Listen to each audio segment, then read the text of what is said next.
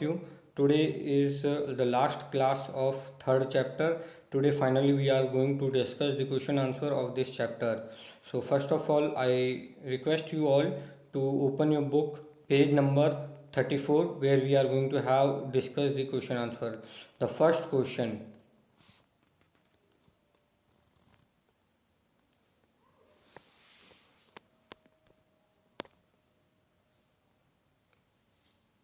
First question is name any three common mineral used by you every day. दिनचर्या में हम कौन से तीन मिनरल जनरली यूज़ करते हैं। सबसे पहला तो ये लोहा हो सकता है, आयरन जिसे हम कहते हैं इंग्लिश में। दूसरा पेट्रोलियम। तीसरा आप जो ये नेचुरल गैस लिख सकते हैं, एलपीजी लिख सकते हैं, या गोल्ड लिख सकते हैं, या सिल्वर भी लिख सकते हैं। तो ऐसे कुछ नाम हैं वो आप लिख सकते हैं। What is an ore? What are the ores of metallic mineral generally located? So the question ये है कि ore क्या होता है। बच्चों मैंने आपको अपनी पहले ही क्लास में बताया था ore जनरल कुछ ऐसे मिनरल्स होते हैं जो कि स्टोन्स में मिलते हैं या रॉ फॉर्म में मिलते हैं। तो जो रॉ फॉर्म में हमको आयरन मिलता है उसको हम पिघला के उसमें से जब आयरन निकालते हैं तो वो आयरन बनता है। लेकिन आयरन निकलने से पहले जो उसकी रॉ फॉर्म होती है, एक कच्चा माल होता है, वो जो कच्चा माल आयरन का होता है उसे हम और कहते हैं। अब इसके लिए आप सब अपने पेज नंबर 23 में आ जाइए।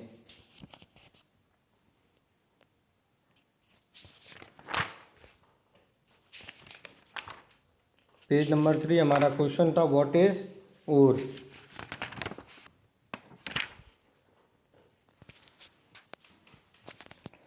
तो इस क्वेश्चन का आंसर आप देखेंगे पेज नंबर 23 में।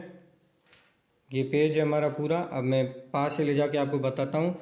मेटेलिक मिनरल्स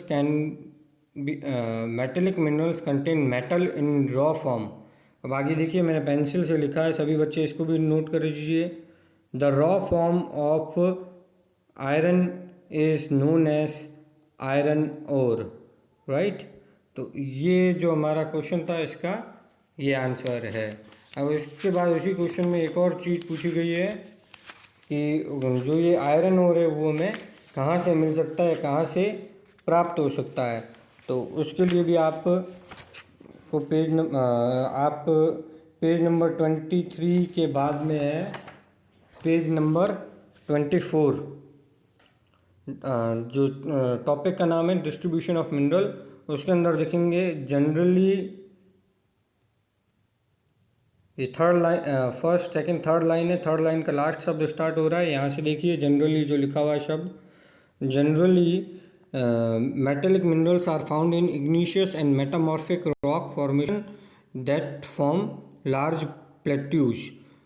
तो जो मेटेलिक मिनरल्स हैं वो जनरली इग्निशियस या मेटामॉर्फिक रॉक में मिलते हैं। और जैसा कि मैंने आपको बताया था कि जो आयरन है वो भी एक प्रकार का मेटेलिक मिनरल है, इसलिए हम इसको ये इन जगहों पे ये आपको मिल पाएंगे। नेक्स्ट क्वेश्चन है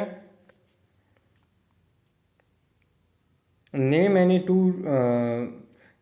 two reasons rich in natural gas resources. अब आप आ जाएंगे सीधा पेज नंबर 29 में।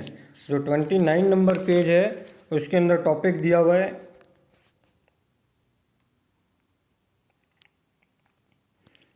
Natural gas. तो यहाँ पे जो ये इसका आंसर है कि नेचुरल गैस कहाँ कहाँ पाई जाती है। तो जो थर्ड लाइन है उसमें आप देखेंगे Russia, Norway, UK and Netherland are the major producer and India, Jaisalmer, Krishna Godavari delta, Tripura are some offshore in Mumbai have natural resources. तो इसका जो पूरा आंसर है वो दो पार्ट में है। पहला तो ये आप देख रहे हैं रशिया, नॉर्वे और जो अदर कंट्रीज है उनका नाम लिखा हुआ है। उसके बाद इंडिया में कहाँ पाया जाता है तो वो आपको लिखना है। आप सिर्फ ये मत लिख दीजिए कि किसी दो कंट्री का नाम लिख दें या फिर जैसलमेर और कृष्णा गोदावरी का नाम लिख दें। आप इसको पूरा आंसर लिखिए। नेक्स्ट जो हमारा क्वेश्चन है उसकी तरफ हम बढ़ते हैं। Which sources of energy would you suggest for rural areas. Rural areas का मतलब होता है गांव वाली जो जगह हैं वहाँ पे, शहर से दूर।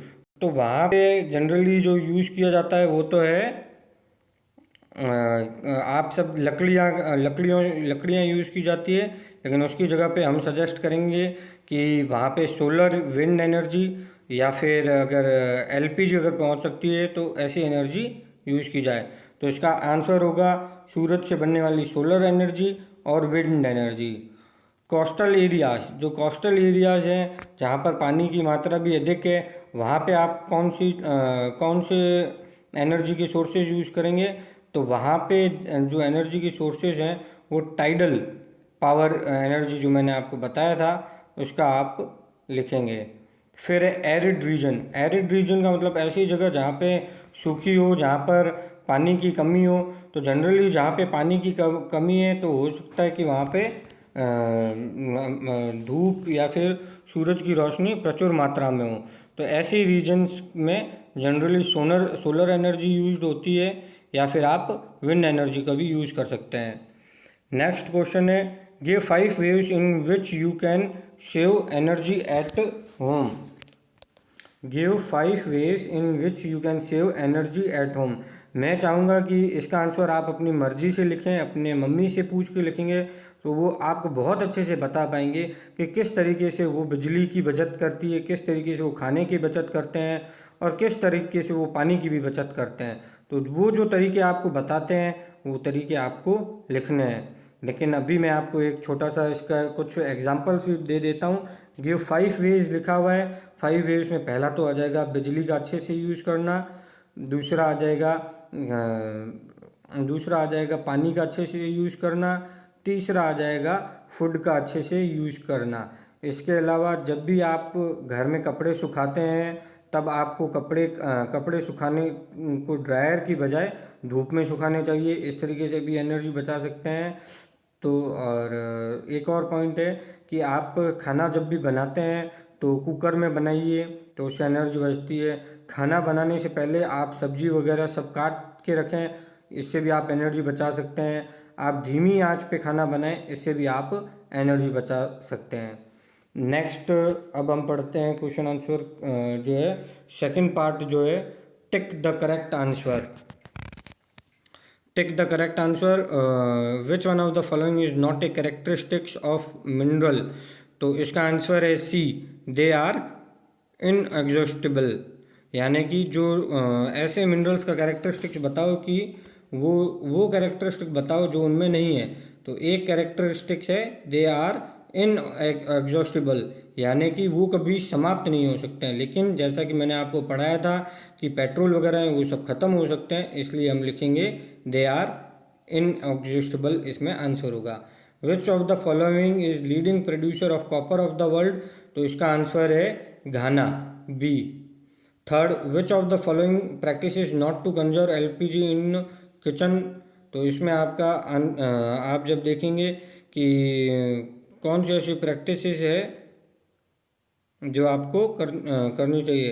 Which one of the following practice will not conserve. ऐसी कौन सी प्रैक्टिस आप करेंगे जिससे कि आप एलपीजी नहीं बचा सकते हैं। तो पहला है soaking the dal for some time before cooking it, इससे भी बचा सकते हैं। Cooking food in pressure cooker, इससे भी आप एनर्जी बचा सकते हैं। Keeping vegetable chopped from lighting the gas for cooking, इसे भी बता सकते हैं। Cooking food in an open pan kept on low flame, ये इसका आंसर होगा क्योंकि इसकी बजाय हमको कुकर में ही बनाना चाहिए। तो इसका आंसर होगा fourth, cooking food in an open pan kept on low flame. इस तरीके से इसका आंसर है। फिर third, give reasons environmental aspect must be carefully looked into building huge dams. जब भी हम बड़ी बड़ी डैम्स बनाएंगे तो हमें किस बात का ध्यान रखना है। तो इसका आंसर अगर आपको देखना है तो सब आप पेज नंबर 31 पे जाइए। पेज नंबर 31 पे आप जब जाएंगे तो आपको लिखा हुआ होगा यहाँ पे ये जो एक पूरा डायग्राम बनाया हुआ है, ये पूरा डायग्राम नहीं बनाना आपको, सिर्फ इसमें ये लिखना है कि the disadvantages of the tidal power energy resources is it destroy wild life habitat, और second it is difficult to harness, it is difficult to harness. तो थर्ड का जो फर्स्ट आंसर है वो सिर्फ इतना ही है। उसके बाद में आप आ जाइए नेक्स्ट क्वेश्चन की तरफ। Most industries are concentrated around coal mines. तो सबसे इजी बात है कि कोई भी जो माइंस है वो क्यों लगाई जाती है, कोई भी जो इंडस्ट्रीज है वो माइंस के पास क्यों लगाई जाती है। तो वो माइंस के पास इसलिए लगाई जा सकती है ताकि वहाँ की जो ट्रांसपोर्टेशन की कॉस्ट है वो रिड्यूस हो। जैसे आप देखेंगे अपने यहाँ पे जो रिको इंडस्ट्रियल एरिया है वो गांधी कॉलोनी से आगे है, और गांधी कॉलोनी से आगे है, और जो गांधी कॉलोनी के आगे जेठवाई रोड है, जेठवाई से आपको पत्थर मिलता था। तो इसलिए जो इंडस्ट्रीज है पत्थर से रिलेटेड वो सब आपको गांधी कॉलोनी के पास मिलेगी। पास में इसलिए मिलेगी क्योंकि वहाँ के पास में जेठवाई है, जेठवाई में पत्थर का खनन होता है या पत्थर की माइंस है। तो इसका आंसर होगा just to reduce cost of transportation. यहाँ पे मैंने आंसर भी लिख के रखा है, आप चाहें तो नोट्स कर सकते हैं, to reduce cost of transportation. Next, petroleum is referred as black gold. Petroleum को ब्लैक गोल्ड क्यों कहा जाता है? तो साथियों मैंने जैसे कि आपको बताया था कि हर एक चीज़, चाहे आप साइकिल चला रहे हो, चाहे आप मोटरसाइकिल चला रहे हो, हर जगह कहीं ना कहीं पेट्रोलियम का यूज़ करते हैं। आप ये कंफ्यूज में मत होइए कि पेट्रोल और पेट्रोलियम एक है। पेट्रोल और पेट्रोलियम दोनों में फ़र्क है। पेट्रोलियम उसका फर्स्ट फॉर्म है, लेकिन जब उसको बहुत सारा फिल्ट्रेशन किया जाता है, उसमें से जो डांबर आप देखते हैं डांबर निकाला जाता है, उसमें से जो वैक्स होता है, मोम जो जिसे हम कहते हैं, उस मोम को भी निकाला जाता है। वो बहुत सारे जो फॉर्म्स हैं उनको निकालने के बाद में एक प्योर फॉर्म जो हमको मिलता है वो कहलाता है पेट्रोल। और वो जो पेट्रोल है उसी को हम गाड़ियों में यूज़ करते हैं। लेकिन वो जो पेट्रोलियम के दूसरे पदार्थ हैं जैसे ग्रीस हुआ या फिर अपने डांबर हुआ, उसको भी कहते हैं, उसको अलग अलग जगहों पे यूज़ करते हैं, इसलिए इसको ब्लैक गोल्ड कहा गया है। लेकिन इसका आंसर आपको मिलेगा पेज नंबर 29 में। आप देखेंगे यहाँ पे मैंने लिखा है the petroleum that keeps your car running as well as the oil keeps your cycle from squeaking both begin as a thick black petroleum end. फिर उसके बाद में आप नेक्स्ट यहाँ पे एक और चीज़ ऐड करेंगे, petroleum and its derivatives are called black gold as they are valuable. So इसके आंसर में आपको ये दोनों पॉइंट लिखने हैं। पहला पॉइंट तो ऊपर जो फर्स्ट जो लाइन है वो लिखनी है, फिर नीचे आके यहाँ पे जहाँ पे आप ब्लू कलर में देख रहे हैं ब्लैक गोल्ड, ये वाली जो लाइन है इसे भी पूरा लिखना है। इसके बाद में हम अब अपने नेक्स्ट क्वेश्चन में चलते हैं। Quarrying can become a major environmental concern. Quarrying जो होती है उसका हमने नॉर्मल प्रोसेस देखा था कि जो अर्थ के सरफेस पे जो चीज़ें हैं, अर्थ के सरफेस पे जो मिनरल्स पाए जाते हैं वो क्वेरिंग के थ्रू निकाले जाते हैं। अब क्वेरिंग से सबसे बड़ी प्रॉब्लम क्या है? सबसे बड़ी जो प्रॉब्लम है क्वेरिंग की, एक तो है नॉइस पॉल्यूशन। आप यहाँ पे देखेंगे मैंने लिखा है increases noise and dust pollution. तो इससे सबसे बड़ा जो मेजर प्रॉब्लम है कि नॉइस पॉल्यूशन होगा और डस्ट जो है उससे भी पॉल्यूशन होगा। Increases noise and dust pollution. और एक और इसमें मैंने पॉइंट लिखा है लैंड इज वेस्टेड। जब क्वेरिंग होती है तो क्वेरिंग के बाद में बहुत सारे गड्ढे हो जाते हैं और उसके कारण जो बहुत सारी लैंड है वो ख़राब हो जाती है। उसके बाद में हमारे नेक्स्ट क्वेश्चन है conventional and non conventional sources. इसके लिए आप देखेंगे पेज नंबर 27 और पेज नंबर 30। बच्चों मैं चाहूँगा कि जब भी मैं कोई क्वेश्चन का आंसर दिखाता हूँ तो मैंने भी यहाँ पे जैसे पेज नंबर टिक करके रखे हैं, तो आप लोग भी पेज नंबर टिक करके रखिए कि भाई ये जो क्वेश्चन है इसका आंसर इस पेज पे है, पेज नंबर 27 और पेज नंबर 30 पे। पेज नंबर 27 पे हम चलते हैं और पेज नंबर 30 पे। 27 नंबर पेज पे आप चलते हैं तो आपको कन्वेंशनल सोर्सेज के बारे में बताया गया है। तो ये जो पैराग्राफ है कन्वेंशनल सोर्सेज, इसका आपको पूरा लिखना है। ये जो फर्स्ट आगे वाली 3 लाइनें हैं यहाँ से यहाँ तक conventional sources of energy are those which have been common use for long time. Firewood and fossil fuels are two main conventional energy sources. ये एक आंसर हो जाएगा इसका. दूसरा जो इसका आंसर था मैंने आपको बताया था पेज नंबर 31 पे, जिसमें आप पेज नंबर 30 पे sorry, non conventional sources. Non conventional sources के बारे में आपको ये डिफरेंस यहाँ से स्टार्ट करना है.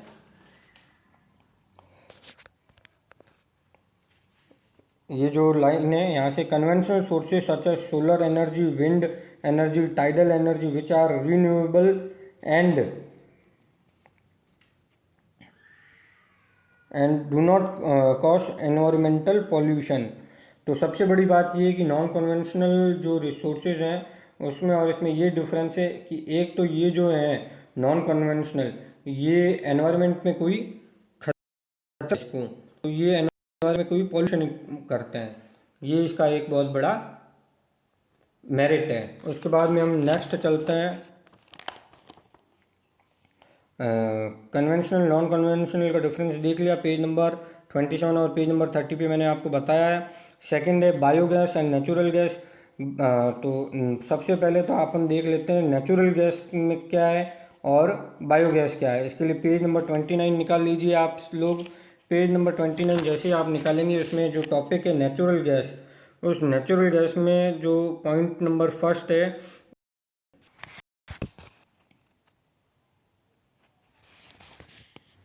Point number first natural gas है जो कि हमें मिलती है पेट्रोलियम डिपॉजिट से. ठीक है, ये डिफरेंस होगा. उसके बाद में आपको 2 पॉइंट और डिफरेंस लिखने हैं.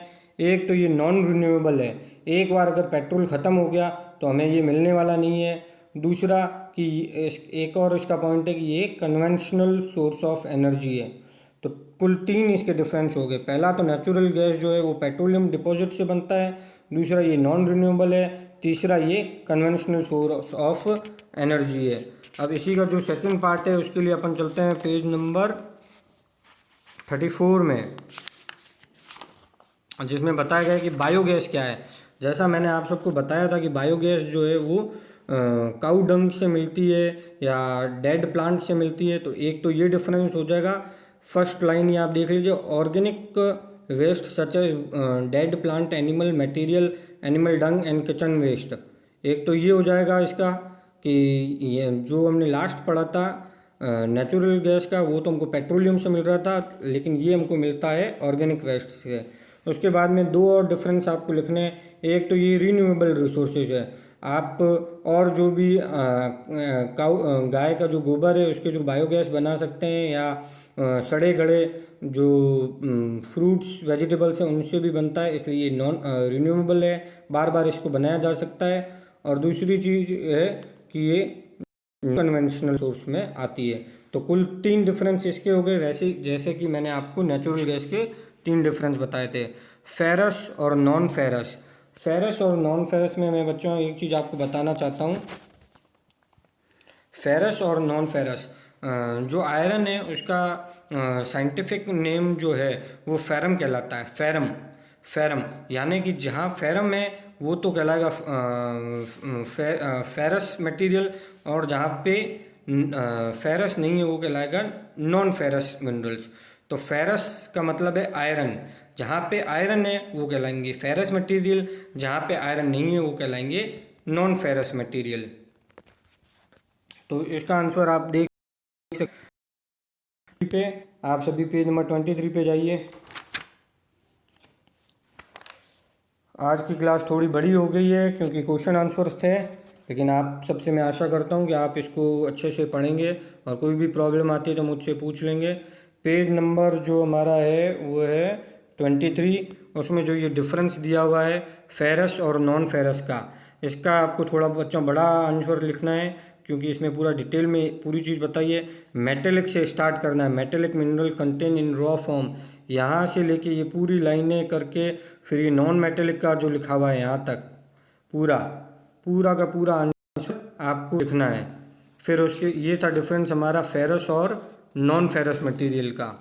मैंने मुख चबानी आपको बताया वो बहुत ही इजी है, लेकिन हमको डेफिनेशंस के हिसाब से चलना है, जैसा हमारी बुक्स में लिखा हुआ है उसके अनुसार ही हमें पूरा बड़े में आंसर लिखना है।